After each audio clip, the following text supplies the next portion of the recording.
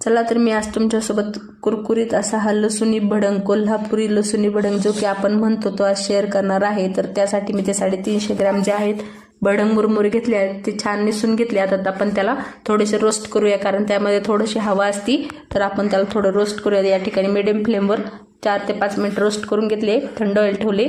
तोपर्यंत इकडे अर्धी वाटी शेंगदाणे घातले, तेल तापलेलं होतं तर अर्धी वाटी शेंगदाणे खरपूस असे तळून घेतले। शेंगदाण्यामध्ये खूप ओलावा असतो त्यामुळे व्यवस्थित तळून घ्यायचे। त्यानंतर अर्धी वाटी डाळव घातले, ते सुद्धा व्यवस्थित असे तळून घेतले। डाळव तळायला फार वेळ लागत नाही।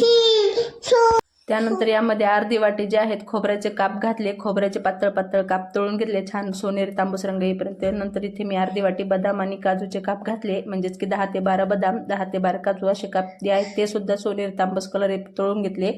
त्यानंतर मिरची सुद्धा अर्धी वाटी मिरची जे आहे 10 ते 12 मिरच्याचे काप सुद्धा कुरकुरीत असे तळून घेतले। त्यानंतर या ठिकाणी मसाला बनवूया। तर या ठिकाणी अर्धी वाटी धने, दीड चमचा जिरे, 1.5 चमचा बडीशोप, 1 चमचा काळं मीठ, 1 चमचा पांढरं मीठ आणि अर्धी वाटी लसूण घातलेला आहे सोललेला। त्याला पल्स मोडवर बारीक करून घेतलं, थोडंसं जाडसर चालू बंद करून ते व्यवस्थित तेलामध्ये घालून तळून घेतले। काही सुके मसाले घालूया।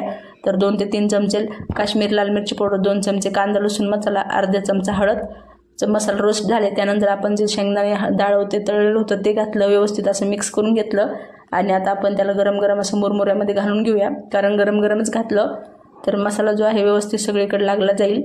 त्यानंतर यामध्ये चमच्याने व्यवस्थित गरम आहे तर म्हणून चमच्याने मिक्स केलं। आता हाताला सोसायसारखं झालं तर मग हाताने असं व्यवस्थित मिक्स करून घ्यायचं, कारण ज्यावेळेस आपण हाताने मिक्स करू त्यावेळेस चिवडा जो आहे व्यवस्थित मिक्स होईल। त्यानंतर यामध्ये 3 ते 4 चमचे पिठी साखर घातली। पिठी साखरेने व्यवस्थित अशी चव बॅलन्स होते, तर पिठी साखर घालून मिक्स करून घेतलं आणि असा आपला लसुणी कोल्हापुरी भडंग जो आहे तयार आहे। तुम्हाला माझी रेसिपी कशी वाटली नक्की कमेंट करा आणि रेसिपी आवडली असेल लाईक शेअर सबस्क्राईब करा। चला बाय।